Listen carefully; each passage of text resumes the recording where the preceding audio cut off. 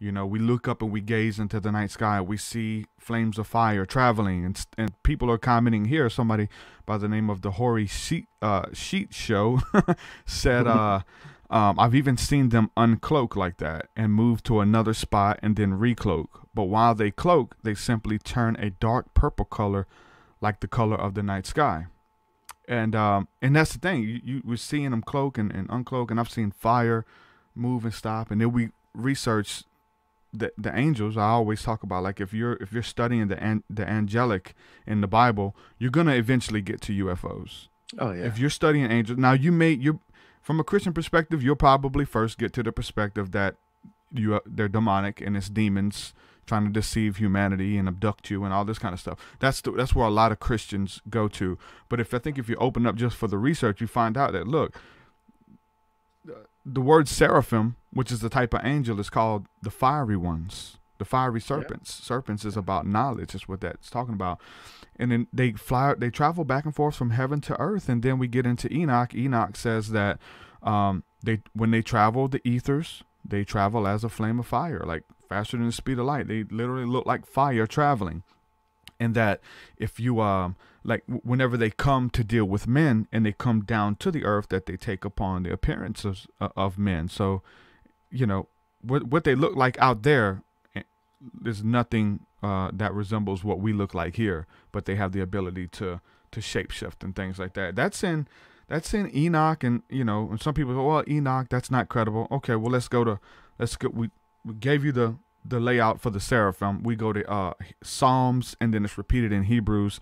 It said, the Lord maketh his angels, his ministering spirits, as a flame of fire.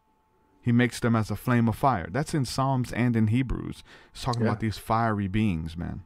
Yeah, and like, I think I got this idea from your podcast too, one of your conversations. Like, God is extraterrestrial. Angels, demons, if you really think about it, they don't live in this realm. They're not in this dimension. You know what I mean? So, but they're there. They exist. These energies are there, whatever you want to call them. And when we start talking about our intergalactic neighbors, you know, I personally think that there are other species and, you know, conscious beings like we are that also probably worship the same God that I do. You know what I mean? He probably created them as well too.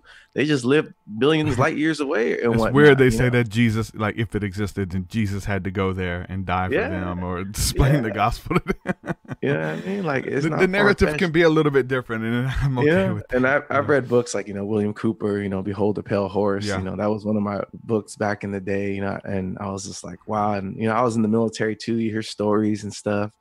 And then you also have to look at technology, you know, the advancements in technology. Like, where are they getting this stuff from? You know what I mean? Yeah. You know, my mom's side of the family, they're from like Mexico, New Mexico, right outside of Roswell. So, like, I don't know, maybe I'm like ancestrally connected to this, or maybe somebody saw something in the sky a long time ago, and that information was passed down to me through my DNA.